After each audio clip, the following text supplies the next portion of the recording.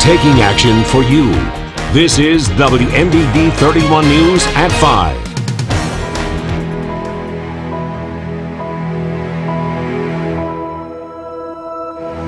Last night was kind of rough, but today is a new day and everyone's good.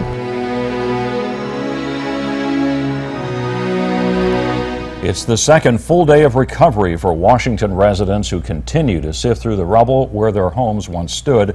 And for many, it's the first time they've been able to get into what was their home since Sunday's tragic tornadoes. People are still finding pets in the rubble and sifting through what's left of their belongings. And here's what we know at this hour. The number of homes damaged in Washington has climbed to 1,000.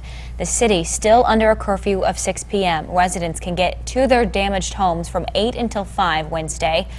Pekin's north side curfew is still in place from 9 p.m. to 6 a.m. Traffic will be allowed to travel on Route 29 and Parkway Drive. Crews are working to restore power to the 8700 in our viewing area without electricity, and the power should be back on within the next couple of days.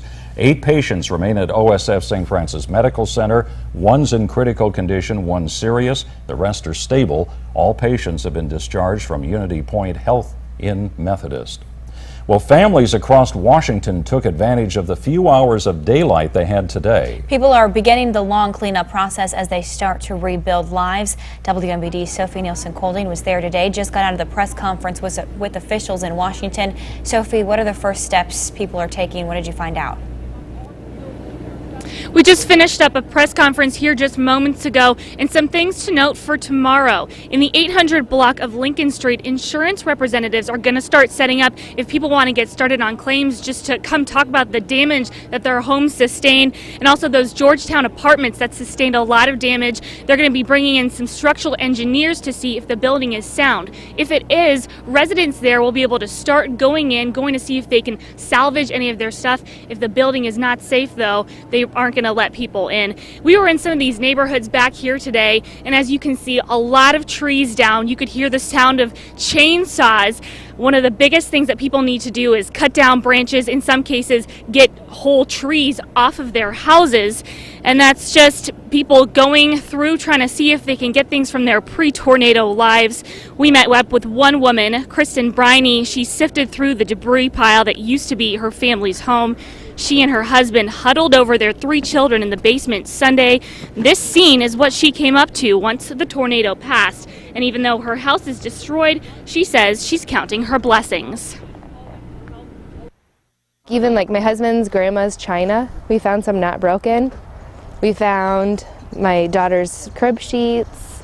I think it's overwhelming. It's exhausting, but I'm just so happy that our family is okay. The resolve that some of these people have is just incredible. And Marcus, Briney told me that even though she lost her entire house, she's trying to figure out where she can donate canned food for others. The people here are just absolutely amazing. Sophie, and you and I talked about it when we were driving in, just how sometimes we're affected a little bit more. These people are, their lives are completely changed, and here they go cleaning up, and they're just looking for ways to move on.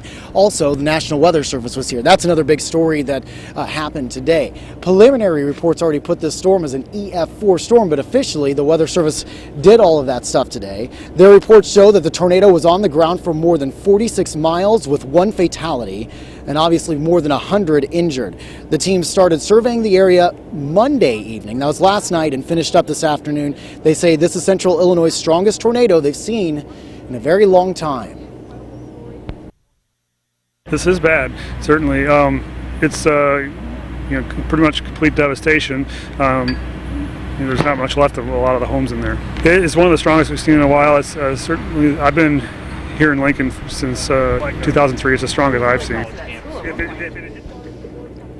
And of course, that full report should be coming out sometime as early as tomorrow, maybe not until the end of the week. Again, preliminary reports putting it as an EF4 storm with winds estimated up to around 190 miles an hour. Back to you.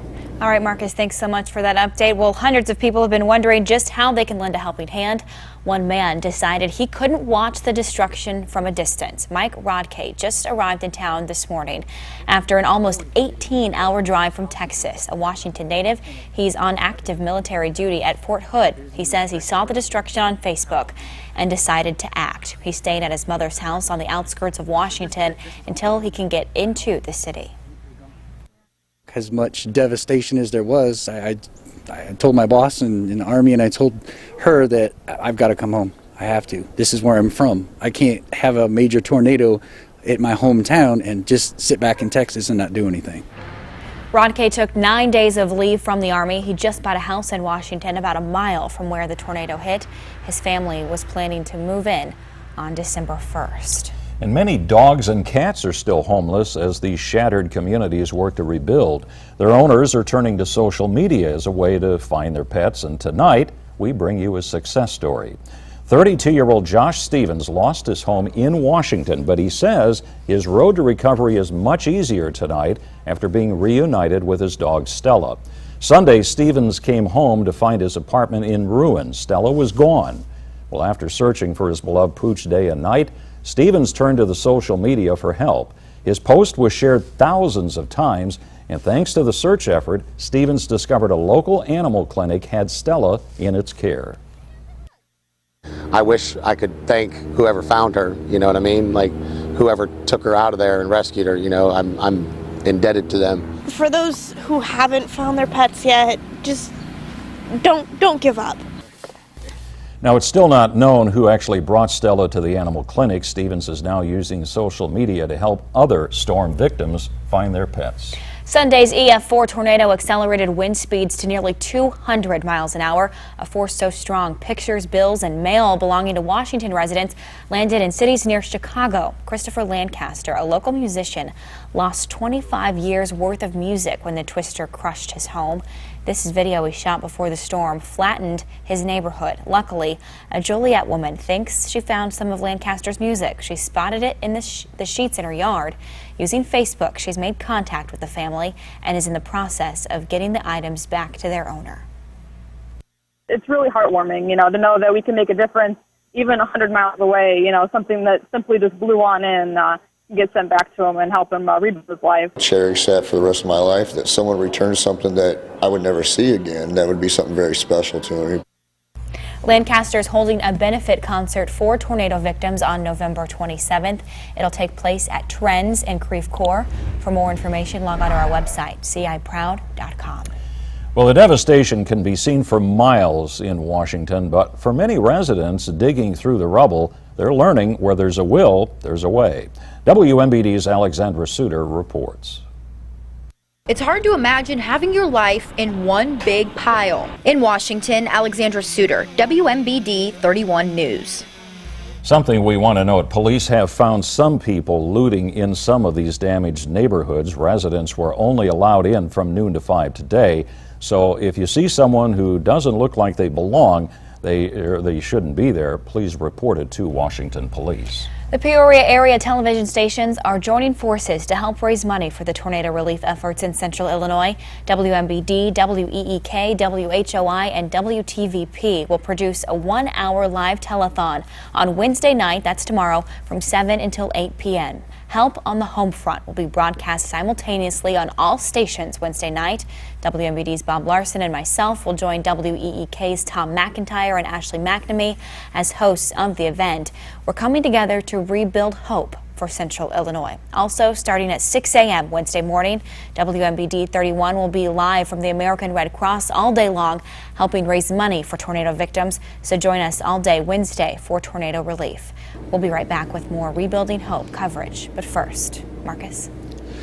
Maria, again, we are in Washington. The cleanup continues, maybe even bigger so today, where a lot of these people could get into the neighborhood you see behind me and start kind of grabbing some of their items and salvaging some things. Now the sun is setting and a lot of people are now getting ready to leave town.